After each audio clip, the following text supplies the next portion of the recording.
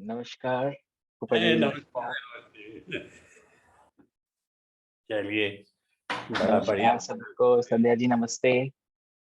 नमस्कार। और भाई ऐसा है कि मैं थोड़ा बाहर हूँ, पब्लिक प्लेस अभी तो गाड़ी में हूँ, तो मैं वीडियो ऑफ रखूंगी मोस्टली, है ना। ठीक है, ठीक है। सुनती रहूंगी, मैं मिस नहीं करना चाहती, इसलिए आई हूँ, तो माफी मांगती हूँ उस बात की। हाँ, प्लीज, बिल्कुल बिल्कुल। मैं भी बाहर हूँ, लेकिन हाँ, आ जाओ। लग रहा मैं है कि करता। आप भी बाहर। हाँ, जी। नमस्कार प्रमोद जी, नमस्कार भाभी, नमस्ते मामी जी। नमस्कार अविनाश। नमस्ते नमस्ते मामी जी, कैसे हैं? बस बढ़िया, आप सुनाइए, क्या खबर? बस दुआ है सब ऊपर वाले की, आप सबकी शुभकामनाएं हैं, सब बढ़िया है। नमस्ते बुआ जी। नमस्ते भैया जी, बहुत आशीर्वाद।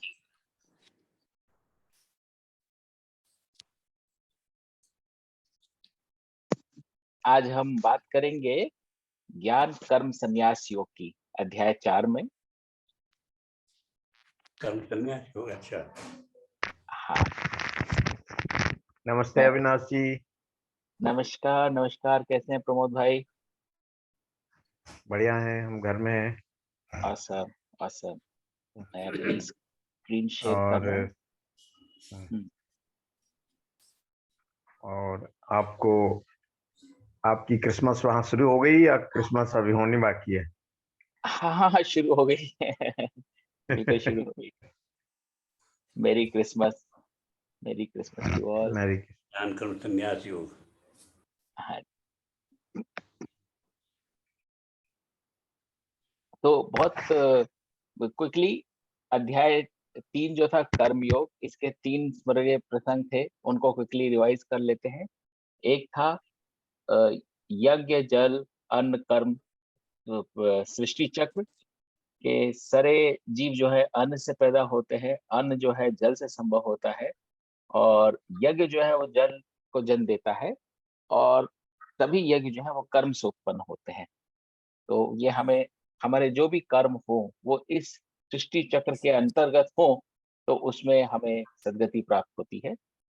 फिर दूसरा था कि प्रकृति के ही सारे गुण जो हैं हमसे हमारे कर्म करवाते हैं, लेकिन जो अज्ञानी होता है वो ये समझता है कि सारे कर्म मैं कर रहा हूँ, मैं ही करता हूँ। और तीसरा था कि अपने धर्म के विपरीत अगर कोई दूसरा धर्म है, उसको हम कितना भी विधिवत क्यों नहीं कर रहे हो, इससे बेहतर है अपना धर्म को, चाहे उसमें जितना भी हमें दोष नजर आ रहा हो, लेकिन फिर भी अपने धर्म का पालन करें। और अपने धर्म का पालन करने में यदि हमारे प्राणों की भी आहुति हमें देनी पड़ती है, वो भी परम धर्म निभाने से बेहतर है। और ये हम पहले भी बोल चुके हैं, आगे भी चर्चा करेंगे कि यहाँ पे धर्म का अर्थ वो नहीं है कि आप कौन से देवता की पूजा करते हैं, किस समाज में उठते बैठते हैं। धर्म है जो आपका प्रकृति और पुरुष का संतुलन है, उसके और आपके स्वभाव, और जो जीव आप हैं, जिस चीज के लिए, जिस लक्ष्य के लिए आप हैं इस संसार में, उस लक्ष्य को प्राप्त करें और अपने स्वभाव को जानें। तो अब ये अध्याय 4 शुरू होता है, ज्ञान कर्म संन्यास योग। बहुत ही रोचक है इसमें भी, और इसमें एक कर्म अकर्म विकर्म के द्वारा हम अकर्म की परिभाषा समझेंगे, जो कि बहुत ही ज्यादा गूढ़ है। और एक तरह से कहना चाहिए हमारे गीता के सब कर्मों में जो इसका रहस्य है, वो अकर्म में छिपा हुआ है, जिसको हम धर्म की बात भी करते हैं। और इसी अध्याय में हम 12 प्रकार के यज्ञों का भी वर्णन जानेंगे कि किस तरह के कर्म को यज्ञ कहा जाता है। तो अब कृष्ण बोलते हैं, कर्म योग की गाथा में सदियों से कहता आया, सूर्य मणि इक्ष्वाकु द्वारा ज्ञान ये बहता आया। युग युग से यह ज्ञान परंतप राजर्षि बढ़ते आए, किंतु लुप्त हुआ धरा से आगे कौन बताए। तुम हो मेरे मित्र सखा और इसके पालन योग, इस कारण मैं कहता हूँ उत्तम रहस्य ये योग। तो कृष्ण अर्जुन को कह रहे हैं कि कर्मयोग की गाथा तो मैं सदियों से बताता आ रहा हूँ, लेकिन युग युग में ये ज्ञान जो है लुप्त हो चुका है, तो आगे अब कौन बताए। और तुम मेरे मित्र भी हो, सखा भी हो, और मैं समझता हूँ कि तुम इसका विधिवत पालन कर पाओगे, तो इसलिए मैं तुम्हें यह गूढ़ रहस्य तुमको बताता हूँ। अब अर्जुन कंफ्यूज हो गए अर्जुन बोले, आप अभी जन्मे मुरलीधर, सूरज भया पुराना। फिर आपने ऐसा बोला था, मुझे समझाना कि भाई आपका मेरा जन्म तो अभी हुआ है, आप कह रहे हो आप इसे युग युग से बताते आए हो, तो जरा मेरे को विस्तार से समझाइए ये क्या मतलब है। तो कृष्ण फिर हंसने लगे। प्रभु हंस बोले, जन्म हमारे परंतप हुए अनेक, तू अनजान है लेकिन मैं सब सकता हूँ देख। मैं अजन्मा अमर है मेरा रूप, न बस ये काया, कर स्वधीन कर अधीन स्व प्रकृति को, प्रकट भया मैं माया। तो ईश्वर बोलते हैं कि भाई तेरे को लगता है मैं अभी पैदा हुआ हूँ, तू अभी पैदा हुआ है, हमारे तो अनेक जन्म हो चुके हैं, तू इन सब से अनजान है लेकिन मुझे तो वो सब ज्ञात है। और मैं अजन्मा हूँ, अमर हूँ, और मेरा रूप सिर्फ इस काया से नहीं है। मैं अपनी प्रकृति को अपने अधीन कर सकता हूँ, इसलिए मैं ये सब देख सकता हूँ। और जो प्रकृति के अधीन हो जाता है वो इन सब से अज्ञान रह जाता है। तो यही श्लोक है, अजोपि संय व्यात्मा भूता नामीश्वरोपि सन, प्रकृतम स्वामधिष्ठाय संभव ज्ञात आत्माया। ये जो अपनी प्रकृति को स्वामी बनकर अपने अधीन कर लेते हैं, उनके लिए संभव है कि वो जिस तरह से मैं अजर अमर होकर अपनी इस शरीर की काया के बियॉन्ड देख सकता हूँ, समझ सकता हूँ, वो भी तभी कर सकते हैं कोई भी मानव जब वो अपनी प्रकृति को अपने अधीन कर। जब जब धर्म की हानि होती अधर्म का हो विस्तार, तब तब मैं कल्याण के लिए हेतु लेता हूँ अवतार। यदा तो दिस इज ये बहुत ही फेमस श्लोक है, यदा यदा हि धर्मस्य ग्लानिर्भवति भारत, अभ्युत्थानम अधर्मस्य तदात्मानं जायः। परित्रणाय साधूनां विनाशाय च दुष्कृतां, धर्म संस्थानार्थाय संभवामि युगे युगे। सज्जन की रक्षा करूं दुर्जन देता हूँ, पुनः धर्म स्थापित करूं युग युग लेकर रूप।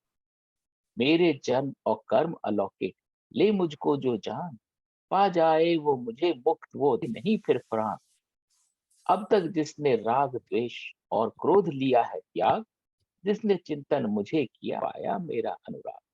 तब कृष्ण विस्तार से बताते हैं कि मैं तो जब जब धर्म की हानि होती है और अधर्म बढ़ता है, तब तब मैं जन कल्याण के हेतु अवतार लेता हूँ। सज्जनों को रक्षा करके, दुर्जनों का नाश करके पुनः धर्म की स्थापना करता हूँ। और इसमें समझने वाली बात यही है कि हम केवल यह समझे कि ईश्वर ही अवतार लेकर आएंगे और धर्म की स्थापना करेंगे, और हम उनका प्रतीक्षा करते हैं या हम और अधर्म करते रहे, तो इसका तात्पर्य यह नहीं है। वह जो अवतार है वह कई तरह से लिया जाता है। अब हम अगर अपने शरीर को भी देखें तो हमारे अंदर इम्यूनिटी है, कोई बीमारी आती है तो फट से जो हमारे अंदर के इम्यून सेल्स हैं वो एकदम से बीमारी पर अटैक करके हमें पुनः हेल्दी कर देते हैं।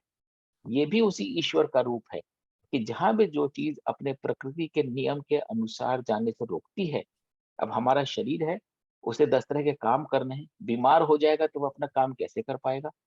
तो उसमें भी अगर कोई चीज अड़चन डालती है, अवरोध पैदा करती है, तब जो हमारे अंदर वही प्रकृति है जिसमें ईश्वर का ही रूप है, उसी की ऊर्जा है। ये हम विभूति योग में भी आगे देखेंगे कि इस जग में जो भी देखो सब में मेरा ही रूप है। तो वो अवतार कई तरह से लिया जाता है।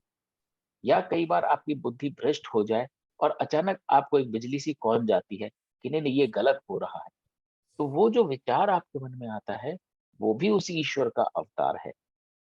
तो हमें ईश्वर के अवतार के लिए वो प्रतीक्षा नहीं करती कि वो कोई स्पेशल अपीयरेंस देंगे, ईश्वर एक तरह का रूप होगा उनका और वो उनका अवतार है।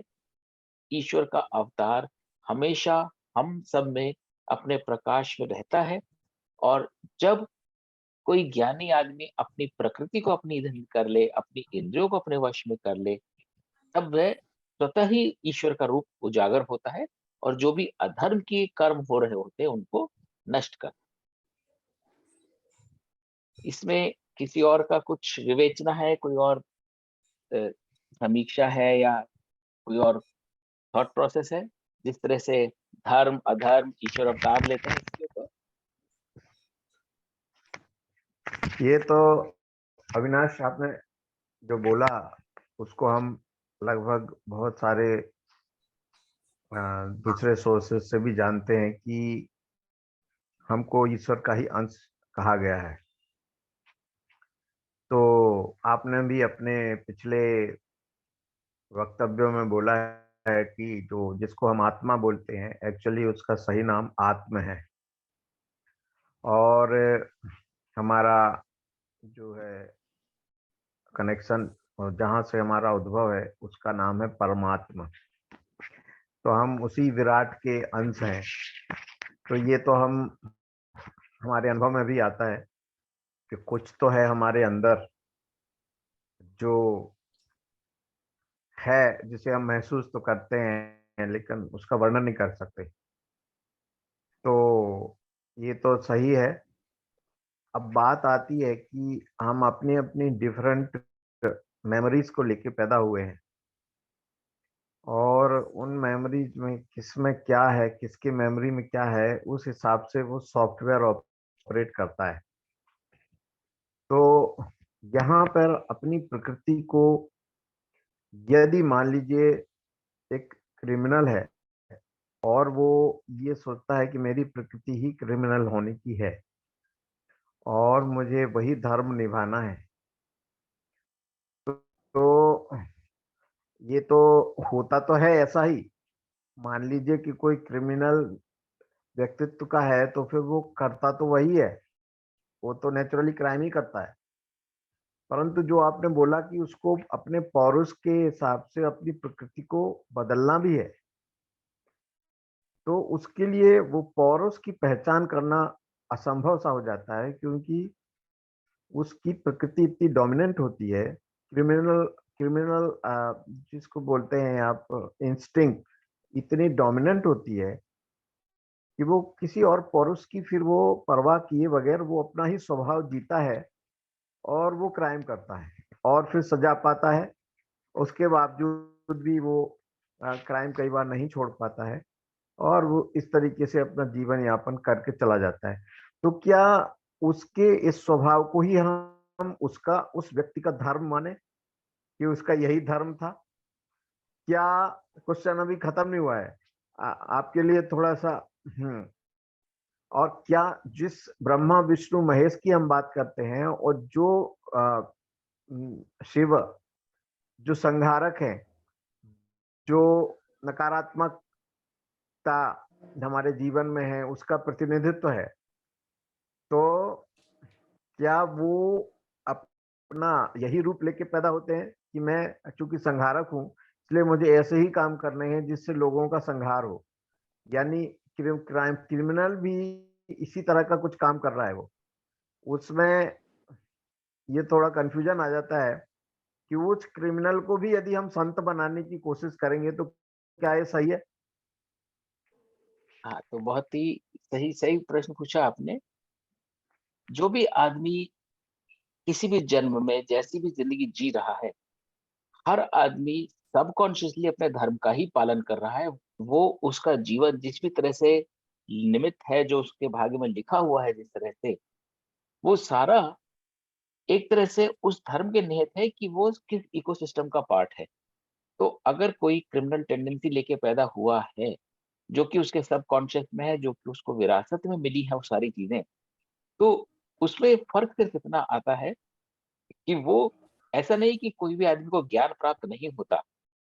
हर आदमी को, क्रिमिनल को भी पता होता है कि उसने क्राइम किया है या वो क्राइम कर रहा है, पर कहीं ना कहीं वो अपनी इंद्रियों के वश में रहता है, किसी न किसी आस्था के वश में रहता है, किसी न किसी एक्सपेक्टेशन या किसी उम्मीद के वश में रहता है कि ये काम होना चाहिए, ये चीज मुझे मिलनी चाहिए।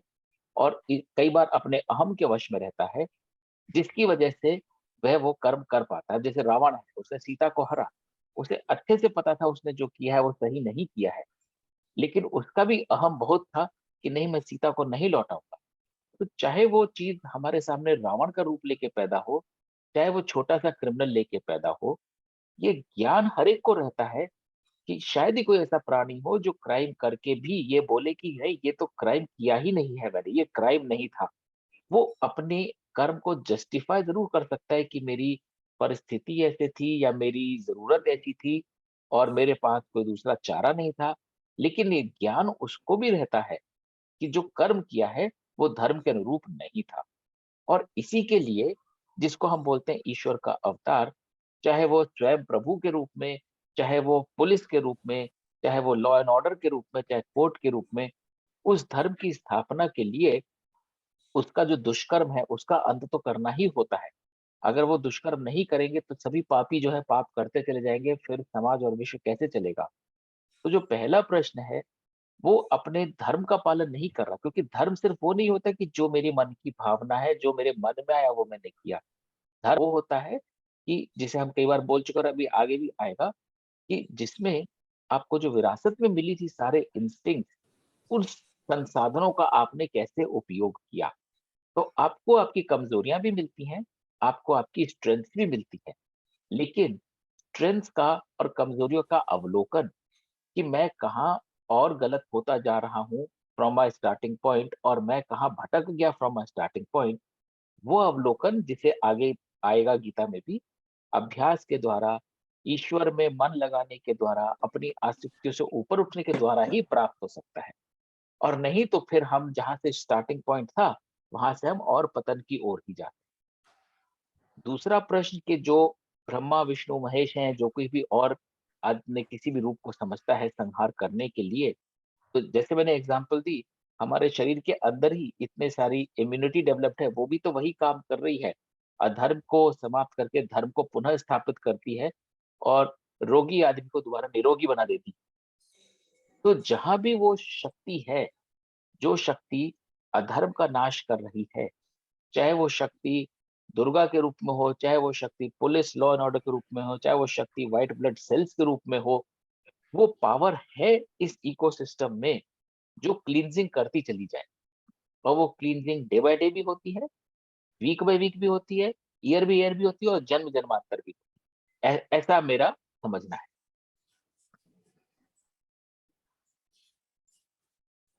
गुड। कोई भी कर्म होता है जी। तो आत्मा अंदर से बोल जाती है कि सही किया कि गलत किया।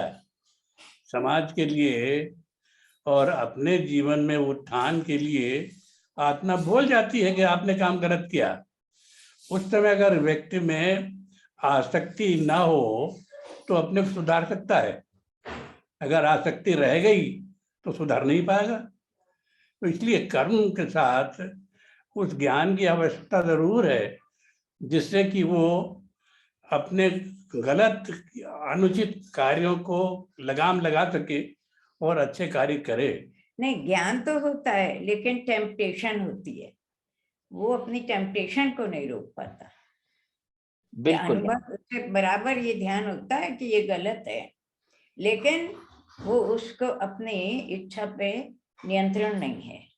Temptation lets him to that. और इसी में इसीलिए आगे गीता में लिखा है कि ज्ञान तो वो गठरी है, ज्ञान तो वो अनमोल रत्न है जो पाप की गठरी को भी हर लेता है। तो अगर आपने पाप भी किया है और उसको आपका उसको संज्ञान भी हो जाए और फिर आप दोबारा वो ना करें, तो भी आपको एक तरह से उस पाप कर्म से मुक्ति मिल जाती है, क्योंकि कहीं ना कहीं आपकी आत्मा फिर शुद्ध हो जाता है कि हाँ ये किया तो था, पर वो किसी टेम्पटेशन के चलते अ, किसी और वश में किया था, तो वो गलत कर्म हुआ था। ये जैसे ये ज्ञान प्राप्त हो जाता है, आदमी फिर कहता है हाँ हाँ ये मैं ऐसा दोबारा नहीं करूंगा। तो उससे फिर कहीं ना कहीं आपको एक नई बिगनिंग। फिर कृष्ण बोलते हैं, जैसी भक्ति प्रेम आस्था भक्त मुझे अपनाए, वैसे ही मैं वर्ता उनको पार्थ ये गुनता जाए। मृत्यु लोक में फल के हेतु सभी पूजते देव, किंतु कर्म के कारण ही सिद्धि मिलती सदैव। गुण कर्मों आधार पर मैंने सृष्टि रची अपार, किंतु मैं अकर्ता हूँ ना कि रचनाकार। अब उसी बात को आगे बढ़ाते हुए जो प्रमोद जी आपने पूछा कि जैसी भक्ति प्रेम और आस्था होती है ना, भक्त मुझे वैसे ही अपनाता है। जिसकी होती है वो मुझे पूर्ण तरह से अपना लेता है, जिसकी आधी रहती है वो जरूरत पड़ने पे मुझे अपनाता है। कि कष्ट हो गया तो भगवान को याद कर लिया, और कष्ट नहीं है तो भगवान को भूल गए। एक दूसरा साधक है जो कष्ट की चिंता ही नहीं करता, वो जब आपको याद करता है ईश्वर को तो हमेशा याद करता है। और कुछ है जो मुझे भूल के संसार में ही रमा बैठा है। तो वो यही कह रहे हैं कि प्रकृति के नियम ऐसे ही हैं कि मैं भी उनको उसी तरह से अपनाता हूँ। तो जो मुझ में अपना मन लगाता है, उसको मैं दिखता भी हूँ, उसको मैं भजता भी हूँ, और जो मुझे नहीं अपनाता, उसको तो मुझे मेरे दर्शन हो ही नहीं सकते। ये आगे विश्व रूप दर्शन में भी ईश्वर ने दोबारा बोला है कि मेरे को तो तुम तभी देख सकते हो जब तुम मेरे को देखना चाहो। अगर तुम संसार में ही लिप्त रहना चाहते हो कि मृत्यु लोक में फल के हेतु सभी पूजते देव, हर कोई फल की आशा में ना किसी न किसी दौड़ में भागा जा रहा है। कोई किसी देवता को पूज रहा है, कोई किसी देवता को पूज रहा है। लेकिन सिद्धि पूजन के द्वारा नहीं मिलती, सिद्धि मिलती है कर्म के कारण ही। और गुण कर्मों के आधार से ही ये सृष्टि बंधी हुई है, और इसमें मेरा कुछ भी रोल नहीं है। मैं बिल्कुल अकर्ता हूँ। तो इससे बड़ा प्रमाण और क्या होता है कि जो सृष्टि जिस तरफ जा रही है, जो हमने पिछले बार भी बोला था, यज्ञ क्या होता है, उस सब का उत्तरदायित्व जिम्मेदार हम ही हैं। हम बोले हे ईश्वर तूने ये क्या कर दिया, तो ईश्वर बार बार ये बोलता है मैं अकर्ता हूँ। एक तरफ वह बोलते हैं यह सारा संसार मैंने ही रचा है, सबका कारण मैं हूँ। लेकिन जो जो कर्म हो रहे हैं, वो कर्म मैं नहीं कर रहा। वो कर्म जो जैसा कर्म कर रहा है, वो कर्म सबका क्यूमुलेटिव कर्म जो है एक यज्ञ का रूप लेकर इस सृष्टि को उस तरफ ले जा रहा है जिस तरफ हम ले जाना चाहते हैं। क्योंकि कर्म फल से मेरी इच्छा हुई विलीन, जो ज्ञानी वो भगत है मेरा हो ना कर्म अधीन। तो कर्म फल जो है वो एक तरह से एक डायरेक्शन है। जितना कर्म में फल की आसक्ति होगी, उतना हमारा कर्म का रथ उस तरफ भागा जाएगा जिस तरफ हम उसे लेना चाहते हैं, किसी देवता की तरफ, किसी फल की तरफ। लेकिन जो ज्ञानी है, जो सही अर्थों में मेरा भक्त है, वो कर्म के फल के अधीन नहीं होता। वो यह सोच के कर्म नहीं करता इसका मुझे फल क्या मिलेगा। पूर्व काल से योगी ध्यानी कर्म ये करते आए, पुण्य कर्म से तू भी उनकी रीति आगे बढ़ाए। कर्म अकर्म का भेद सहज जान ना पाए ज्ञानी, सुन मुझसे तू तत्व परम मोक्ष मार्ग निशानी। ये पहली बार यहाँ अकर्म का रेफरेंस आया है। और मैंने जितने भी और लोगों की टिप्पणियां सुनी है, इवन अदरवाइज हमने गीता के बारे में बहुत लोग बोलते हैं, तो कर्म की बात तो हर कोई करता है, अकर्म की बात बहुत कम लोग करते हैं। और ये कर्म और अकर्म का भेद जानना बहुत जरूरी है। और जो प्रमोद जी ने प्रश्न पूछा कि धर्म क्या है, क्या चोरी करना चोर का धर्म है, क्राइम करना क्रिमिनल का धर्म है, उस धर्म की परिभाषा के लिए अकर्म जानना बहुत आवश्यक है। कर्म अकर्म विकर्म का परिचय कर ले शीघ्र, देर करे पछताएगा, कर्म गति है तीव्र। अब कर्म क्या होता है, अकर्म क्या होता है, और विकर्म क्या होता है। कर्म करे और भूल जाए, बिन कर्म करे सब जाने, उत्तम योगी वही जो असली है अंतर पहचाने। तो योगी कौन होता है और कर्म योग क्या होता है। कर्म योग वो होता है, अब जो बिल्डिंग की फाउंडेशन है, बिल्डिंग के पिलर्स हैं, सबसे नीचे बिल्डिंग की फाउंडेशन है, उसके ऊपर सारी इमारत खड़ी होती है। अब अगर फाउंडेशन चीख चीख के बुलाए और अपने आप को जताती है मैं फाउंडेशन हूँ, मैंने ही बिल्डिंग को रख रखा है, बिल्डिंग तो गिर जाएगी अगर फाउंडेशन निकल के ऊपर आ गई तो। तो फाउंडेशन जो नींव है, उसका काम है बिल्डिंग को स्टेबिलिटी दे, मजबूती दे, लेकिन प्रकट नहीं हो। खंबे हैं, खंबे सारा बोझ लेते हैं, लेकिन खंबे हमें दिखते नहीं है। जहां हम खंबा दिखाएंगे उसको हम बोले तो खंबा दिखाई दे रहा है, इसको कवर कर लो। तो जो जितनी सुदृढ़ शक्ति होती है हमारे अंदर की, उसका कर्म, उसका उस शक्ति का कर्म सिर्फ उतना होता है उतना कर्म करे और भूल जाए। तो जो जो काम हम करते हैं और भूल जाते हैं, मतलब उसका ज्ञान नहीं रखते कि हमने यह किया था, ये हमारा कर्म है, वो हमारे अकर्म की तरफ बढ़ते जाते हैं। और बिना कर्म करे भी हम सब जानते हैं कि ये हुआ है, लेकिन हम उसको हाईलाइट बोल्ड अंडरलाइन नहीं करते हैं। तो उत्तम योगी वही है जो कर्म और अकर्म का भेद जानता है। कर्मण्य कर्म या पश्चेद कर्मणि च कर्म यह, स बुद्धिमान मनुष्येषु संयुक्त कृत कर्म कृत।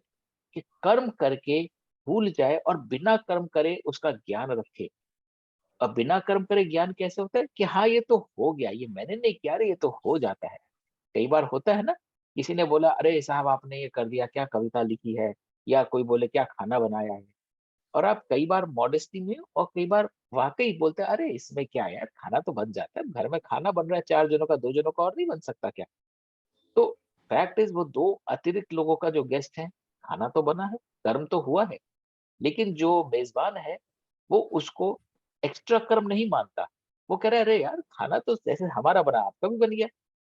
तो ये छोटी सी एग्जांपल में हम समझ सकते हैं कि इसी तरह हम अपने जीवन के बाकी कर्मों को भी अगर गिने नहीं कि ये हमने किया है और बिना कर्म करे उस कैटेगरी में डालते चले जाए उसको, अरे ये तो हो गया, ये तो होना ही था, तो वो हमारे अकर्म की परिभाषा है, वो हमको कर्म योग की तरफ ले जाता है।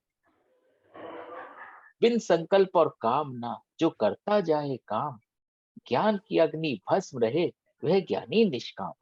कि जो बिना कामना के, बिना संकल्प के काम करता जाए कि मेरे को तो ये करना ही है, मैं तो एक यात्री हूँ, मेरे को अपनी यात्रा पे करना ही है, जाना अगले लक्ष्य की ओर जाना ही है। इसमें मैं कोई बड़ा ही नहीं है कि आज मैं अयोध्या पहुंच गया, कल को मुंबई पहुंच गया, शाम को पेरिस पहुंच गया, परसों टोक्यो पहुंच गया। मैं अपना काम करने जा रहा हूँ, काम जिधर भी ले जाए। तो वो जो ज्ञान की अग्नि है कि कर्ता मैं नहीं हूँ, मैं सिर्फ एक चैनल हूँ, वो सारी कामनाओं को भस्म कर देता है। बिन फल बिन आसक्ति के तृप्त हो जिसका चित्त, सब कुछ करके नहीं करे हृदय धरोहर रे। उसके हृदय की धरोहर ना हमेशा स्पेस रहता है बाकी चीजों को अपनाने के लिए, ज्ञान को अपनाने के लिए, क्योंकि वहां पे आसक्ति नहीं। अगर हमारे माइंड में, हमारे हार्ट में स्पेस में आसक्ति है, हमें ये चाहिए, हमने ये किया, ये रह गया काम, तो फिर जो ज्ञान है उसके लिए जगह कहाँ बची रह जाएगी। मन को जीते तन को जीते और जीते जो आप, करता मात्र शरीर का नहीं करे कछु पाप। जिसने अपने मन के उठते भंवर में इतनी भावनाओं की लहरों को जीत लिया है, अपने तन की इंद्रियों को जीत लिया है, और जिसने अपने आप को जीत लिया है, तो जो प्रमोद जी आपने बोला क्रिमिनल है, उसे जैसे ये ज्ञान हुआ कि ये तो क्राइम किया है, लेकिन उसने अपने आप को जीत लिया है कि हाँ अब मैं यह नहीं करूंगा, मेरा आत्म इस काम के लिए नहीं है। और ये हमने देखा भी है, बहुत सारे लोग, चाहे वो हार्डकोर क्रिमिनल हो, चाहे वो कुछ बेवकूफियां भी हो, हम समझ जाते हैं। हर ऐसा नहीं कि जो once a criminal is always a criminal, या once an ignorant man is always ignorant. जब हम अपने आप को जीत लेते हैं, तब हम इस शरीर को सिर्फ कर्ता मानते हैं। हम अपने आप को, अपने आत्म को, जो शरीर के अंदर आत्मा, उसको कर्ता नहीं मानते। शरीर एक साधन है और उसका कार्य है सिर्फ अपना यंत्र की तरह साधन का धर्म निभाना। संतुष्टि हो मन में जिसके राग द्वेष न लाए, सिद्धि और असिद्धि को एक समा अपनाए। तो मन में मेरे संतुष्टि है, मुझे कुछ मिलने से ज्यादा हर्ष नहीं होता, कुछ जाने से मुझे शोक नहीं होता, और इसलिए मेरे लिए सिद्धि और असिद्धि, जो कर्म मेरे सिद्ध हुए हैं, जो कर्म मुझे एक जगह से किसी और जगह ले गए हैं, और जो असिद्ध हुए हैं, एक जगह से दूसरी जगह ले जा नहीं पाए हैं, वो मेरे लिए एक समान है। क्योंकि मेरा लक्ष्य एक जगह से दूसरी जगह जाना नहीं था, वो मेरा निहित भाग्य था, इसलिए मैं एक जगह से दूसरी जगह गया, और वहां जाके मुझे क्या मिलता है क्या नहीं मिलता, उससे मुझे फर्क नहीं पड़ता। नष्ट करे ममता आसक्ति और लावे जो ज्ञान को, यज्ञ की भांति जतन करे हर ले वो परिणाम को। अब अगले 12 श्लोकों में कृष्ण ने 12 प्रकार के यज्ञों का वर्णन किया है, और इसीलिए गीता इतनी अद्भुत ज्ञान है। और मुझे कई बार आश्चर्य होता है कि हम अंग्रेजों के द्वारा चलाई गई एक शिक्षा पद्धति, शिक्षा प्रणाली में इतने रमे हुए हैं, वो भी तो हमारी एक तरह की आसक्ति, हम उससे निकल नहीं पाए हैं। इतना अद्भुत ज्ञान है कि हर विद्यार्थी को हर जगह हमें ये ज्ञान देना चाहिए, और इसका धर्म से कुछ लेना देना है ही नहीं। और इसलिए मुझे कई बार थोड़ा सा दुख इस बात का होता है कि जब भी गीता के ज्ञान की बात करें, उसको फौरन हिंदू धर्म से जोड़ दिया जाता है, और नहीं नहीं ये तो एक धार्मिक आप बात शुरू कर रहे हो।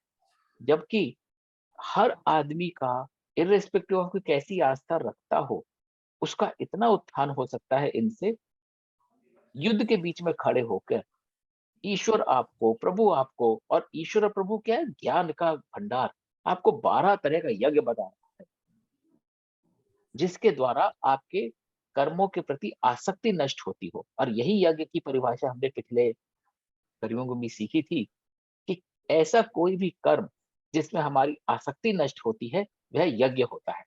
अब कृष्ण बोलते हैं कितने तरह के यज्ञ। ब्रह्म स्वरूपी यज्ञ हो तेरा, ब्रह्म स्वरूपी काम, ब्रह्म स्वरूपी आहुति और ब्रह्म स्वरूपी धाम। पहला यज्ञ होता है ब्रह्म स्वरूपी, मतलब आप अपने इकोसिस्टम से, अपने एनवायरनमेंट से जुड़ गए हैं। वो चाहे यह सृष्टि हो, वो चाहे आपका कॉर्पोरेट वर्ल्ड हो, वो चाहे आपका परिवार हो, हर तरफ कर्म हो रहे हैं। सृष्टि अपना कर्म कर रही है, कॉर्पोरेट एंटिटी अपना कर्म कर रही है, फैमिली में अपना एक कर्म कर रही है फैमिली। जब आप अपनी इच्छाओं, अपनी आसक्तियों को नष्ट करके जिस संसाधन, जिस पर्यावरण में आप जुड़े हुए हैं, उसके साथ अलाइन हो जाते हैं, तो वह ब्रह्म स्वरूप यज्ञ हो जाता है। क्योंकि तब आप अपने आस-पास में जो हो रहा है, उसको प्राथमिकता देते हैं, अपनी मनचाही भावनाओं को प्राथमिकता नहीं देते। तो आहुति आप किस चीज़ की देते हैं? अपनी इच्छाओं की आहुति उसमें देते हैं कि मेरे आस-पास जो हो रहा है, वो ज़्यादा ज़रूरी है, क्योंकि वो किसी विधि-विधान के अंतर्गत हो रहा है। मैं कौन हूँ? मैं तो तुच्छ प्राणी हूँ। फिर दूसरा, पूजे कुछ जन फल के हेतु दवो देवों का अनुष्ठान करें, योगी केवल कर्म ही पूजे, यज्ञ की भांति काम करे। फिर दूसरे लोग होते हैं, फल के लिए देवों का अनुष्ठान करते हैं।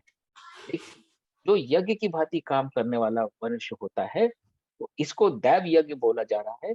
देव यज्ञ क्या होता है? देवों का अनुष्ठान फल के लिए अगर आप कर रहे हो, तो वो यज्ञ नहीं है। लेकिन देवों का अनुष्ठान यदि आप सिर्फ कर्म को अर्पण करने के लिए कर रहे हो, यज्ञ की भांति अपना काम कर रहे हो, वो दैव यज्ञ होता है। तो पहला था ब्रह्म यज्ञ, अब है दूसरा दैव यज्ञ।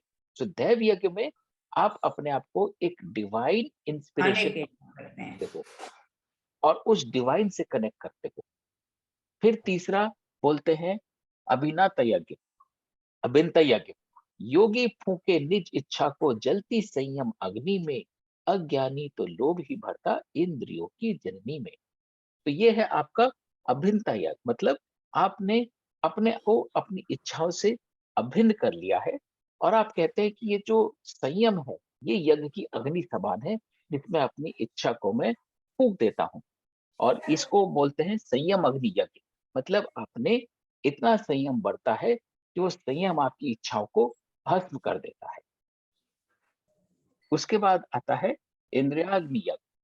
ज्ञान प्रकाश के हो जाती है हर इच्छा अधीन, आसक्ति और भोग की ज्वाला संयम होती विलीन।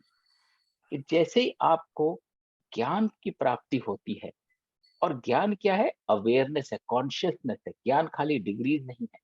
जब आप समझ सकते हो दूसरे का दुख क्या है, जब आप समझ सकते हो आपका कर्म क्या है, जब आप समझ सकते हो कि ये सृष्टि के नियम क्या है, तब आपकी इच्छाएं बिल्कुल उसके अंदर विलीन हो जाती। कोई छोटी सी एग्जांपल है, कोई मिठाई आपको पसंद आती है, आप उसे खाते हो, आपको इतनी पसंद आती है आप उसे रोज खाते हो या आप दिन में 3 बार खाते हो। उसका परिणाम क्या होता है? आपको कोई ना कोई बीमारी लग सकती है, रोग लग सकता है, और कुछ नहीं तो आसक्ति ही लगती है, और फिर आपको मिठाई ना मिले तो आप कई बार बेचैन भी होने लगते हो, कई बार कोई गुस्सा भी होने लगता है, क्या हुआ आज मेरा गुलाब जामुन क्यों नहीं मिला मेरे को। लेकिन जैसे ही आपको ज्ञान प्राप्ति होती है, क्या वो मिठाई ही आपका जीवन है? क्या वो दिन में 3 बार मिठाई नहीं खाएंगे तो आप less of a human being बन जाएंगे? छोटी सी इस चीज से लेके उस चीज का ज्ञान कि ये मिठाई ही मेरे को शायद रोगी भी बना सकती है, उस मिठाई के प्रति आपकी आसक्ति को फौरन खत्म कर देती है।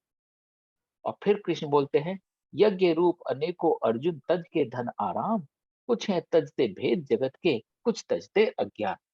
कि अलग अलग तरह के यज्ञ हर कोई कर रहा होता है। कोई अपने आराम और धन को तजता है, कुछ जगत के भेद तज देता है, और कुछ तो अज्ञान को ही तज देते हैं। तो जो जो चीज आपको बांध के रखती है इस जड़ता के साथ, इस संसार की जड़ता के साथ, उस सब को हम अगर त्यागते चले जाएं, तो वो यज्ञ बन जाता है। प्राणों को अपान से कोई, कोई अपान को प्राणों से, न्योछावर कर चित्त धरे, प्राणायाम पुराणों से। ये तो पुरानी बात हम सुनते चले आ रहे हैं। प्राणायाम जो होता है, हम एक एक सांस भी तो लेते हैं। जब हम सांस अंदर लेते हैं, तो हम अपान से उन सांसों को भी अर्पण कर देते हैं, तज देते हैं। हम जो ऑक्सीजन लेते हैं उसको लेके बैठ थोड़ी जाते हैं, हम उसे फौरन कार्बन डाइऑक्साइड के रूप में दोबारा बाहर निकाल देते हैं। तो जिसको हम प्राण और अपान बोल रहे हैं, जब हम प्राण लेते हैं, सांस लेते हैं, तो हमारे अपान नष्ट होता है, और जब हम अपान भरते हैं उसी सांस की नली में, तो हमारा प्राण नष्ट हो जाता है। मतलब एक तरफ वायु अंदर जाती है, एक तरफ वायु बाहर जाती है। जब वायु अंदर जाने का काम कर रही है, तो बाहर जाने वाली वायु नष्ट हो जाती है, और जब बाहर आ रही होती है वायु, तो अंदर जाने वाले का वायु का मार्ग नहीं रहता। तो एक छोटी-सी चीज़ प्राणायाम भी है, वो भी एक यज्ञ है, उसमें भी हम कुछ ना कुछ त्याग कर रहे होते हैं। आहुति कर दे प्राण प्राण में, इच्छा ऊपर पाश धरे, साधक सब यज्ञों के द्वारा निज पापों का नाश करे। ये प्राणों में भी प्राणों की आहुति देना, ये भी बहुत खूबसूरत बात है। प्राणों में प्राणों की आहुति कैसे दी जाती है? जिस चीज़ में आपके प्राण बसते हो, कई बार वो चीज़ आसक्ति भी हो सकती है, किसी से आपको मोह भी हो सकता है, और वो मोह ही आपको जीवित रखता हो, तो आपके प्राण प्राण में वो आसक्ति बची हुई है। जब आप अपने प्राणों में जिस चीज में आपके जान प्राण बसे हैं उसी को त्याग देते हैं, तो फिर आपका एक अलग स्वरूप पैदा होता है, जिसमें आपने अपनी इच्छा के ऊपर एक बंधन कर लिया, और इस तरह से आपने अपने पापों का नाश कर लिया। यज्ञ कैसा भी पार्थ रहे, सुख देता तिहु लोक का, भोगे ना स्वर्ग नियर, कभी न सुख मृत्यु लोक का। कि कैसा भी यज्ञ करो, मतलब कैसी भी तुम आहुति दो, चाहे उसमें अज्ञान की आहुति दो, चाहे धन की, चाहे अपनी आसक्ति की, चाहे कर्म के प्रति फल की, कैसी भी तुम आसक्ति का, किसी भी चीज का तुम त्याग जब तक करोगे, तो वो आपको ऐसा सुख देगा कि आपको तीन लोगों का सुख मिल गया। और ऐसा आदमी ना कभी जन्मता है, ना मरता है, वो सीधे मुझे ही प्राप्त कर लेता है। चुन कोई भी कारण तू, चुन कोई भी साधन, यज्ञ स्वरूपी अस्थि काटे कर्म के सारे बंधन। कि कैसा भी तू साधन चुन, कैसा भी तू कारण चुन, लेकिन इस यज्ञ के द्वारा ही तू कर्म के बंधनों को काट सकता है। द्रव्य कामना से उत्तम ज्ञान की इच्छा करना है, कर नदी को अंतः तो ज्ञान सागर में बहना है। तो अल्टीमेटली बात सारी ज्ञान पे आ जाती है कि कितना आप अपने आप को ज्ञान ले लेकर आप अनेक तरह के यज्ञ करके, कोई द्रव्य यज्ञ करता है, अपने सब द्रव्यों को आहुति दे देता है, कोई तपो यज्ञ करता है, कोई योग यज्ञ करता है, कोई आहार यज्ञ करता है, और यही 12 तरह के यज्ञ कृष्ण ने इन श्लोकों में बताए, 24 से 30 श्लोकों में। कि हर चीज में अगर आप एक समर्पण की और त्याग की भावना लेकर आओ, तो ये यज्ञ के बराबर होता है। ज्ञान योग अपनाने को यज्ञ जो करता जाएगा, मन में उठती हर शंका का उत्तर सहज ही पाएगा। तो द्रव्य योग से ज्ञान योग बेहतर है, और इसलिए हम मनुष्य को कोशिश करनी चाहिए कि वो द्रव्य से ध्यान हटा के ज्ञान की ओर लगाए। जानेगा जब अटल सत्य तू करके मोह को क्षीण, तब देखेगा निज में मुझ में सबका भूत अधीन। जो मैं देख पा रहा हूं वो तुम क्यों नहीं देख पा रहे? क्योंकि तुम अभी भी अपनी प्रकृति के वश में हो, अभी भी तुम्हें मोह माया बाकी है। जब तुम इस अटल सत्य को देखोगे अपने मोह से उठकर, तब जैसे मैं सबका भूत और भविष्य देख सकता हूँ, तुम भी सबका भूत भविष्य सहज ही देख पाओगे। पाप यदि हो तेरा गहरा, उथला हो सभी और का, पाप भंवर तर जाएगा तू लेकर ज्ञान की नौ। कि अगर तेरे को ऐसा भी लगे, और ये प्रमोद जी जो प्रश्न आपने पूछा था, बिल्कुल उसी का उत्तर मिल रहा है 36वें श्लोक में। कि पाप यदि हो तेरा गहरा, अगर तुम्हें लगे भी तुमने बहुत गहरा पाप किया है, उथला हो किसी और का, और बाकी लोग के तो छोटे छोटे पाप है, मेरा देखो कितना बड़ा पाप हो गया मुझसे, पाप भंवर तर जाएगा तू लेकर ज्ञान की नौका। ये सबसे पहले ये कॉन्शियसनेस अवेयरनेस होना ही, ये मुझसे पाप हुआ है, तुम्हारे ये मुक्ति का पहला रियलाइजेशन कदम। ही उससे पाप हुआ है, उसको हाँ, कम कर देगा उसके प्रभाव को। बिल्कुल। वो अवेयरनेस ही सबसे पहले आपको हल्का बिल्कुल कर देगी। करेक्ट। जैसे अग्नि यज्ञ की स्वाहा कर दे सब सामग्री का, हर लेता है तेज ज्ञान का पाप कर्म की गठरी का। और इसी तरह ज्ञान का जो तेज होता है ना, पाप कर्म की गठरी को हर लेता है। ज्ञान से उत्तम हुआ नहीं है कभी कोई भी पावक, ज्ञान अग्नि से चमक उठे हैं मिल जो थे साधक। कैसा भी पाप हो, कैसी भी अशांति हो, कई बार हम लोग क्या करते हैं, अशांत होते हैं, अरे अरे ऐसा हो गया दफ्तर में या काम में या परिवार में, ये चीज मेरा मन बहुत अशांत कर रही है। लेकिन जैसे ही हम उसके ऊपर थोड़ा ज्ञान की पॉलिश करते हैं, क्या ज्ञान की पॉलिश, अच्छा नहीं वो ऐसे हुआ क्योंकि उस आदमी ने ऐसा सोचा, अरे वो तो वही सोच सकता था। वैसे ही अचानक हमारा मन शांत हो जाता है, क्योंकि हम फिर अपने बारे में नहीं सोचते कि हमें हमें क्या लॉस हुआ है या क्या चीज मिल सकती थी वो नहीं मिली। हम उस चीज के प्रति अवेयर हो जाते हैं, नहीं नहीं उसकी तो प्रकृति ही वही है, कोयला है तो काला करके जाएगा ही, फिर मैं क्यों दुख मना रहा हूँ कि मेरे कपड़े काले हो गए। तो इस तरह ज्ञान से उत्तम कुछ भी नहीं है जो किसी भी तरह की पाप को, अशांति को भस्म कर सके। जिसने जीता निज इंद्री को रहे साधना लिप, ज्ञान नदी में गोता खाकर वही हुआ है मुक्त। ज्ञानहीन शंकाकुल नर को मिलता केवल शोक, ना उसको इहलोक सुभाए ना सुधरे परलोक। ये नगेट है सीधा, कि जो आदमी शंका करता रहता है और ज्ञानहीन रहता है, उसको तो शोक ही शोक मिलता है। तो हम कैसे, शुरू में जब गीता शुरू करी थी हमने, तो हमने कहा था गीता सब दुख हर लेती है, शोक हर लेती है। कैसे हर लेती है? गीता कोई हमारे कष्टों के कारण को तो नहीं दूर ले जाती। अगर किसी के पास धन कम है, गीता उसको धन ज्यादा नहीं दे देती, या किसी को कोई परिस्थिति मिली उस परिस्थिति को तो नहीं बदलती थी, लेकिन उस परिस्थिति के लिए हमारा पर्सपेक्टिव बदल देती है। शंकाएं चली जाती हैं, अज्ञान चला जाता है, और इस वजह से हमारा शोक भी चला जाता है। लालच लोभ चला जाता है। और जो ज्ञान नहीं लेना चाहता, शंकाएं पाले रहता है, उसको तो शोक ही मिलेगा। उसके लिए फिर ये लोग क्या, परलोक इसलिए भी नहीं सुधरता क्योंकि वो क्लोजिंग बैलेंस में उन्हीं भावनाओं को लेकर चला जाता है इस संसार में। तो दोबारा जब वो संसार में या जहां कहीं भी जाता है, वो भावनाएं उसके साथ जाती हैं। तो वो एक अपने साथ एक क्लोजिंग बैलेंस लेके जाता है, जो कि उसके लिए, उसकी आगे की सदगति के लिए अप्रोप्रिएट नहीं हो सकता। ज्ञान योग जो करता अर्पण अपने कर्म धनंजय, कर्म उसे क्या बांधे उसके नष्ट हुए सब संशय। कि अगर तूने ज्ञान के साथ योग कर लिया और फिर अपने कर्मों को अर्पण किया, तो वो कर्म तेरे को नहीं बांधेंगे। तो इसी प्रकार जो हम कर्म अकर्म विकर्म की बात कर रहे थे, उसमें यही है कि कर्म वो होता है जिसमें कहीं ना कहीं हमारी कोई आसक्ति, कोई आवश्यकता जुड़ी रहती है। मुझे एग्जाम के लिए पढ़ना है ताकि मैं पास होके इस कॉलेज में जा सकूं, ऐसा काम कर सकूं, ऐसी नौकरी पा सकूं, वो सब हमारे कर्म हो रहे हैं। अकर्म में वो क्रियाएं होती हैं जो बिना फल के हम कर रहे होते हैं। सोना, जागना, उठना।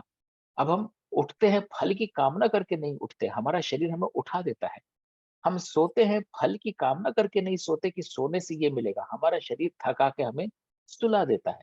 तो ये सब अपने प्रकृति के नियमों के हिसाब से कर्म हो रहे होते हैं।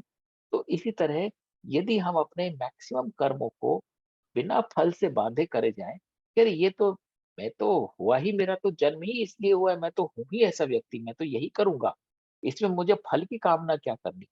हम अपने जितने अधिक से अधिक काम उस गठरी में, उस कैटेगरी में रखते चले जाएंगे, उतने वो अकर्म बनते चले जाएंगे और हमारी सेकंड नेचर बनते चले जाएंगे। तो एक आदमी होता है जिसे अपनी परिस्थिति के ऊपर एक तरह का रिएक्शन होता है। किसी चीज पे गुस्सा आ गया, किसी चीज पे लालच आ गया, किसी चीज पे मुंह में पानी आ गया, तो वो कहीं ना कहीं अपनी आसक्ति और इंद्रियों से बंधा हुआ है। और यदि मनुष्य अपनी इंद्रियों को वश में नहीं करे, एक यज्ञ में उनकी आहुति नहीं दे, तो वो सारे जीवन भर उस फल से बंधे रहकर ही कर्म करता है, और उसी भावना को लेकर आगे जाता है, और आगे भी उसका जीवन वैसे ही बनेगा। जबकि दूसरा आदमी, शुरुआत उसकी भी वैसी ही हुई थी, लेकिन वो ज्ञान के द्वारा, क्योंकि उसने कहीं ना कहीं अवेयरनेस रखी, उसने कहीं ना कहीं, उसको ये कॉन्शियसनेस आई कि ये चीज मैं नहीं हूं, ये मेरा मोह है, और वो उससे दूर चला गया। और फिर उसे गुस्सा आना, लालच आना, किसी तरह की कामना रखना उसको छूट गया। तो अब वो सामने मिठाई आती भी तो उसके मुंह में पानी नहीं आता, सामने कोई बुरा आदमी भी आता है तो उसको गुस्सा नहीं आता। ऐसा आदमी, उसकी सेकंड नेचर बन जाती है सिर्फ अपने कर्म करना। वो ये नहीं सोचता कि ये कर्म का फल मुझे क्या मिलेगा या क्या मिला था लास्ट टाइम। वो फल को ध्यान में रख के कर्म नहीं कर रहा, वो अपने आप को एक चैनल मात्र समझ के अपना कर्म किए जा रहा है। वो सारे कर्म जो होते हैं क्रिया बन जाते हैं, वो हमें उस कर्म के फल से नहीं बांधते। तो वही कृष्ण बोल रहे हैं, हे अर्जुन तू ज्ञान शस्त्र से मोह का कर दे छेदन, योगी बन और जीते रण, यूं बोले मत। तो ये हमारा ज्ञान कर्म संन्यास योग चौथा अध्याय यहाँ समाप्त होता है। मूल धर्म इसका यही है कि हमें जो भी करना है वो अपने आप को एक यज्ञ की भांति करना है, अपने कर्मों को, अपनी आसक्तियों को उस यज्ञ में भस्म करना है, और अपनों को, अपने जितने भी कर्म है उनको अकर्म की श्रेणी में करते चले जाना है, जिसमें हम स्वयं को कर्ता ना माने, किसी कर्म के फल की आसक्ति ना रखें। पर वो हम कर तभी सकते हैं जब हम सबसे पहले अपने आप को पहचाने। अगर हम जानेंगे नहीं हम कौन हैं, तो फिर अपने कर्मों को अपनी प्रकृति पुरुष के हिसाब कैसे ढालेंगे। और ये चाहे हम वाल्मीकि की एग्जाम्पल ले लें, चाहे तुलसीदास की एग्जाम्पल ले लें, चाहे बुद्ध की एग्जाम्पल ले लें, इनको परिस्थितियां तो बहुत अलग अलग मिली थी, पर इन्होंने कैसे अपने जीवन चक्र को मोड़ा, जीवन दिशा को मोड़ा। तो कहीं ना कहीं उन्होंने अपने स्वधर्म का पालन किया। राजकुमार होते हुए भी बुद्ध निकल पड़े, सिद्धार्थ से गौतम बन गए। तुलसीदास थे, पारिवारिक जीवन में इतने मोहित थे कि उनकी पत्नी को बोलना पड़ा कि इतना मन राम में लगा तो कुछ ना कुछ बन जाते, रामचरितमानस लिखे गए। वाल्मीकि थे, डाकू थे, डाकू से रामायण की रचना कर गए। तो कहीं ना कहीं वो बल्ब जला, वो स्विच ऑन हुआ, और उनको वह अवेयरनेस हुई कि मैं ये नहीं हूं जो मैं कर रहा हूं। तो जरूरी ये है कि हम छोटे से छोटे काम में भी, और इसको हमें बड़ी से बड़ी चीज से नहीं बांधना। हम कुछ काम कर रहे हैं और कोई काम हमें अच्छा नहीं लग रहा, तो हमें सोचना चाहिए क्या वाकई am I suppose to be doing this. चाहे आप पिता हो, पुत्र हो, बहू हो, सास हो, ससुर हो, you have to believe, am I supposed to be doing this? No, I'm not supposed to be doing this. क्योंकि जितना हम, जिसको बोला कृष्ण की परधर्म, परधर्म कितना भी विधिवत करो, वो आपको फल देके नहीं जाएगा, क्योंकि आप वो परधर्म कर रहे हो, आप उसे मन से नहीं निभा रहे। Whereas जो चीज आपने मन से निभा ली, आपकी इच्छा हो सकता है उसमें भी नहीं हो। जैसे मामी जी ने बहुत पहले पूछा था, कुछ काम हमें करने पड़ते हैं, तो क्या हम कर्मों को भी वश में कर सकते हैं? तो उसमें ज्ञान और एक्सेप्टेंस आ जाता है। हाँ, वो काम में हो सकता है आपकी इच्छा नहीं हो, क्योंकि आपको पता हो उसमें वो फल नहीं मिलेगा, it's a waste of time for you. लेकिन आपने जैसे बोला ब्रह्म यज्ञ, आपने एनवायरनमेंट के हिसाब से देखा, एनवायरनमेंट क्या चाहता है आपसे, कॉर्पोरेट एनवायरनमेंट, फैमिली एनवायरनमेंट, शादी का एनवायरनमेंट, ज्ञान का एनवायरनमेंट। अगर आप उस सिस्टम का पार्ट हैं, तो आपको उसको अपना 100% देना है सिंसियरिटी के साथ। वो करते ही आपकी शंकाएं गई, वो आपका स्वधर्म बन गया, फिर वो इट्स नो लॉन्गर परधर्म। तो दो तरह होते हैं परधर्म की शंका को मिटाने के। एक तो उस धर्म को ही अपना लो, तो वो परधर्म के बजाय निर्धर्म बन जाता है। और दूसरा, अगर वो परधर्म लगता है तो उसका त्याग कर दो। तो ये छोटे से छोटी क्रिया में भी ये सम्मिलित रहता है, उठने बैठने, खाना बनाने, पढ़ने में, कि should I spend my time on this? Is this me? No, no, no, I don't have to do this. तो वो क्लैरिटी, वो ज्ञान की गति जो होती है, आपका शोक और पाप लेके चली जाती है। You not regret.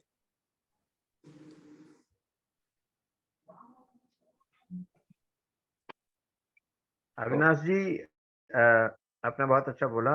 और आज जो है एक टर्म और आप अगर एक्सप्लेन कर दें तो बहुत अच्छा है, जिसे आप विकर्म बोलते हैं, विकर्म। तो तो विकर्म तो इजिएस्ट है। विकर्म वही है जो आप अपने धर्म के विपरीत कर रहे हैं, सिंपल। जो चीज, और इसीलिए धर्म हर एक का अलग है, हर प्राणी यूनिक है। हम ये नहीं कह सकते हम सबका धर्म एक है। दो ट्विंस होते हैं, उन ट्विंस में भी बायोलॉजिकली सेम होते हुए वो दो अलग आत्माएं हैं, उनका धर्म अलग है। तो जो चीज आप अपने धर्म के विपरीत कर रहे हैं वो विकर्म है। वो तो आपको दुख ही दे के जाएगी, वो आपको पाप का भागी ही बनाएगी।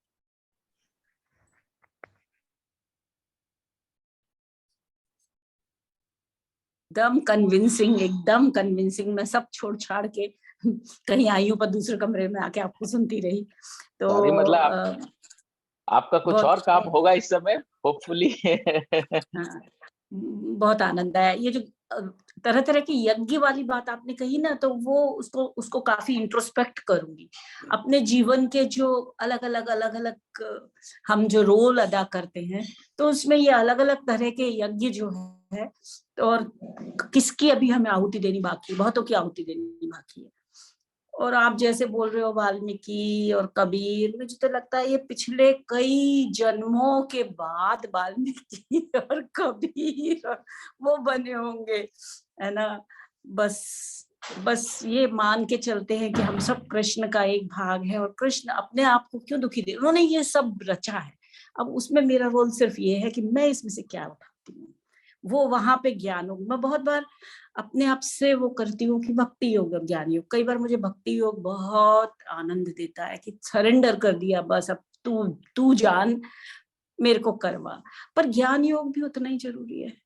तो मेरे को कई बार ये अपने अंदर ही वो होता है कि मैं कहती हूँ नहीं नहीं, ज्ञान योग का क्या करना, भक्ति हो, पूरा सरेंडर कर दो, कितनी शांति मिलती है ना? जो हो रहा है भाई तू करवा रहा है। तो पर हाँ, ज्ञान योग का जो ये वाला पर्सपेक्टिव है, काफी मुझे तो बहुत आनंद आया। ज्ञान हमारे कार का स्टीयरिंग व्हील है बेसिकली। बिना इसके आप कार नहीं चला सकते, एक्सीलरेटर नहीं दबा चला सकते हैं। तो कर्म योग एक्सीलरेटर है, पर ज्ञान योग स्टीयरिंग। अब आप बोले मेरे को स्टीयर की जरूरत नहीं है, और भक्ति योग पेट्रोल है, तो पेट्रोल चाहे कितनी हो, पूरी आस्था हो और पूरा एक्सीलरेटर हो, इंजन भी काम कर रहा हो, बिना स्टीयरिंग के आप किस दिशा में गाड़ी को ले जाएंगे, 4 लोग और कुचलेंगे।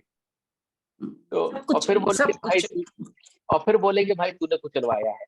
तो ईश्वर बोले भाई मैंने एक स्टीयरिंग नाम की चीज दी थी तेरे को, और तेरे को वो ज्ञान भी दिया था कि स्टीयरिंग को किस तरफ मोड़े तू, अब तू नहीं यूज करना चाह रहा उसका।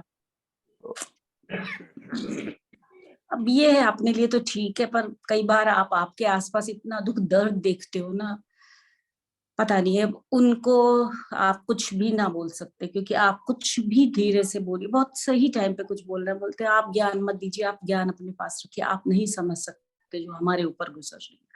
वो भी अपनी जगह सही है। तो हम लोग सब वर्क इन प्रोग्रेस हैं, ये बिल्कुल अलग सही है अलग।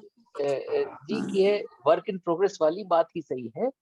तो हालांकि ये बात अपनी जगह ठीक है कि हाँ, जो किसी और परिस्थिति में है, कहने को अर्जुन भी कह सकता था ना, कृष्ण ज्ञान क्यों दे रहे हो भाई, मेरे पे सोचो क्या बीत रही है, मेरे तुम थोड़ी लड़ रहे हो। जो और फूफा जी ने शेयर किया था ग्रुप में थोड़े टाइम पहले, कि भीष्म ने कृष्ण से पूछा कि ये सब उचित हुआ या अनुचित हुआ युद्ध में, और कृष्ण बोले मैं तो कुछ नहीं किया, जो किया पांडवों ने किया, इसका उत्तर तो वो थे जिन्होंने किया।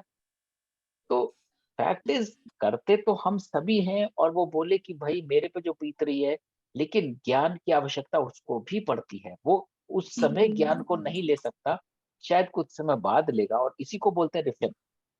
तो आप चाहे बोल के, लेकिन उस समय आपका ये है सही चीज बताना, फिर भी आपका कर्म है, वो उसको रिसीव करे ना करे, वो वेस्ट नहीं जाता, वो बाद में रिफ्लेक्ट करेगा आपकी बात पे, सही बात। उसका रिफ्लेक्ट होगा कि भाई ज्ञान मत बांटो।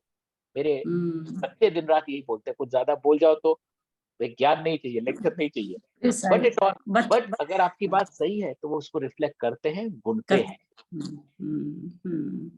सही बोल रहे हैं आप। इसीलिए हम बच्चों को छोड़ते नहीं है ना, उनको हमेशा, मैं तो बोलती हूँ मैं आस्था चैनल हूँ, बोलती रहूंगी बेटा। वो तो ऐसे ही बोलते हैं कि आप, हम पुरानी बोलते ना हमारे टाइम ऐसा, तो बोलते हैं ये हिस्ट्री चैनल चालू हो गई। अच्छी बात है, तो ये आस्था चैनल तो ठीक है, पर कहीं ना कहीं कभी ना कभी उसका असर होता है, वो हमें खुद को समझ में आता है कि वो अपने आप वो चैनल लगाते हैं थोड़ी देरों बाद, हाँ, उस समय तो चैनल स्विच कर देते हैं वो, बट उन्हें सही पता बात। रहता है कि ये चीज इसी चैनल से मिलेगी। हम्म, और ये संस्कार इसी को बोलते हैं, संस्कार यही है। जी जी, सही बात है, आनंद आया बहुत ही तो ज्ञान जी। से भरी हुई और है, और किस जितना पढ़ते हैं उतना नए नए पर्सपेक्टिव सीखते हैं। जी। अच्छा, अविनाश अम, जी, जब इन्होंने कहा भक्ति योग, तो मुझे एक बात याद आती है। जब हम बहुत छोटे हुआ करते थे, रात में सोते समय हमारी दादी हमको हमेशा ये बोलती थी, चलो सब बच्चे बोलो। We were in a joint family, 5-6 बच्चे होते थे घर में, कजिन सब मिला के। तो शी यूज्ड टू से कि चलो सब बोलो, आज का दिन कृष्ण अर्पण। मतलब भैया तूने करवाया, हमने जो कुछ भी किया अच्छा बुरा तेरे अर्पण, अब तू संभालना बस आगे। तो इसका कैसे करे अब? देखिए बहुत ही खूबसूरत विशेषण इसमें गीता में भी है, और आप आगे के चैप्टर्स में देखेंगे कृष्ण बोलते भी हैं कि हाँ कृष्ण की बात मानना भी कृष्ण की पूजा करना नहीं है। तो हाँ कहीं न कहीं हम मानव स्वभाव के अधीन होकर किसी फल की आसक्ति में रह के उसको भी पूजन में कन्वर्ट कर देते हैं, उसको भी एक रिचुअल में कन्वर्ट कर देते हैं। पर जो आपकी दादी बोलती थी, भावना उनकी यही है कि कृष्ण के अर्पण मतलब इस सृष्टि हाँ में, इस ब्रह्म के, इस सब के नियम के अंतर्गत मेरा जो पार्ट है वो मैंने अर्पित किया है। अगेन अकर्ता वाली फीलिंग कि मैं कौन होता हूँ कुछ करने वाला? जो करना हाँ है एग्जैक्टली ये सारी सृष्टि को करना है। लेकिन हैविंग सेड दैट हम सबको अपना कर्म करना है, कर्म हम कर रहे हैं, और हमारे कर्म सत्कर्म हो और अकर्म हो, उसके लिए ज्ञान होना ज़रूरी है कि हमारे लिए कौन-सा कर्म सही है और क्या करें। तो वो ज़रूर करें, लेकिन करने के बाद हम उसमें ये ना रखें ये तो मैंने किया, ये तो मैं हाँ नहीं करता तो ये एग्जैक्टली पुल थोड़ी बनता, मैं नहीं करता तो सो ये स्कूल थोड़ी बनते। सो कहीं ना कहीं यहाँ पे अहंकार का थोड़ा वो होता है कि भाई जो किया करवाया, तूने ही करवाया तो मैं तो हूँ ही कौन, मतलब। जो 12 यज्ञ हैं, उसमें हाँ एक जी यज्ञ तो अपना ये भी है ना आसक्तियों को तज। तो कहीं न कहीं आदमी जी को अपने मान-अपमान की आसक्ति रहती है, मेरा नाम हो, सब लोगों को पता हाँ चले ये ब्रिज मैंने बनवाया था। हाँ तो हाँ हाँ जब आप अपनी वो आसक्ति भी उसमें भस्म कर देते हैं, आपको फ़र्क नहीं पड़ता। जब आप इंजीनियर थे, आपने ये पुल बनाया था, जिससे अब लाखों हाँ लोग चलते। हाँ आपने अपना हाँ कर्म किया, वो आप ही को करना था, डॉक्टर थोड़ी पुल बनाएगा। आपने बनाया, अब आप दूसरा पुल बनाओ। तो दैट इज़ द हम्म तो जो भावना है वो यही है कि हम जिस तरह के हैं, जैसा हमारा स्वभाव है, उसके हिसाब से हमारे कर्म होने चाहिए। तो हम जो है सिर्फ़ अपने जिस लक्ष्य के लिए बने हैं, उसको पूरा करते हुए आगे चले जाइए। तो वो इतनी अभी आदत बन चुकी है ना, मैं सिंपल सा खाना भी बनाती हूँ तो मन में यही रहता है कि भैया तेरे अर्पण, जो तू बनाए बनवाएगा वो बन जाएगा। एंड टच बिल्कुल, वुड अभी तक कभी ऐसा नहीं हुआ है, मतलब लगता है अच्छा ही हो जाता है ऐसे। सो बिल्कुल, बैक बिल्कुल। ऑफ द माइंड ये थॉट, जब एक वेरी सटल थॉट कि भैया जो कुछ भी है कृष्णा अर्पण, तू करवा रहा है ठीक ही होगा ऐसे। इससे खूबसूरत थॉट तो हो ही नहीं सकती। अगर हम इस अच्छा भावना के साथ जिएँ, हर कर्म को हाँ यही बोले भाई तो उसका करा है, हम कौन होते हैं करने वाले। हाँ हाँ हाँ हाँ नहीं, ऐसी भावना में गलत काम होगा ही नहीं। जी उससे जी विचार आएगा कि जी हम जो कर रहे हैं वो कर रहे हैं, जो भगवान ने हमको निर्देशित किया है, तो जो आप करेंगे तो गलत काम तो होगा ही नहीं, करने नहीं देंगे, हाँ आप हाथ रोक देंगे। जी इस रात ये भावना जो है ईश्वर के प्रति, इसी को समर्पण कहते हैं। यही हाँ समर्पण जी है ईश्वर के प्रति। हमारा अच्छा है वो आपका, हमारा बुरा वो भी तब आपका। अब हाँ आप जी हमारी वही सेम पूर्ति करें, तब हमने हाँ जो आगे वो हमें प्राप्त कर रहा है उसकी प्राप्ति होगी। ये ईश्वर से प्रार्थना रहती है। ये बहुत अच्छी बात है जो भगवान में भक्ति वाली बात है। आगे आएगा इसका निरूपण। भक्ति जी उत्तम है, सबसे आसान है, सबसे आसान हाँ है। अपने आप से समर्पण कर दिया। उसमें कुछ आपको ना सोचना है, ना इधर देखना है, ना उधर देखना है। आपका मन है, बस आपने लगा दिया जो भी। हमारे जाने और अनजाने में भी अगर ऐसी परिस्थिति रहती है, तो मेरा अनुभव यही है, अपने हाँ हाथ जी से गलत काम होगा नहीं, जी अपने हाथ से गलत काम नहीं होगा। मतलब भक्ति बस और क्या है कि आपको भगवान का एक लगता है कि वो हमारे साथ है, या हम उसी के पास अधीन है। तो हाँ उस जी समय तो हाँ इसलिए बहुत अच्छा भाव है, बहुत गलत अच्छा तरफ विचार है। मन जाता नहीं। जी जी मेरी तो हम बैटरी जा रही है तो कभी भी बंद हो जाएगा जी। बस हम समाप्ति करने वाले, टाइम भी जी हो गया। ओके तो जी जी अगले सप्ताह मिलते हैं, फिर अध्याय 5 की ओर ओके चलेंगे। Okay thank you everyone. बहुत-बहुत धन्यवाद। नमस्कार। जय Shri okay thank you Avinash ji, thank you. Thank you. Okay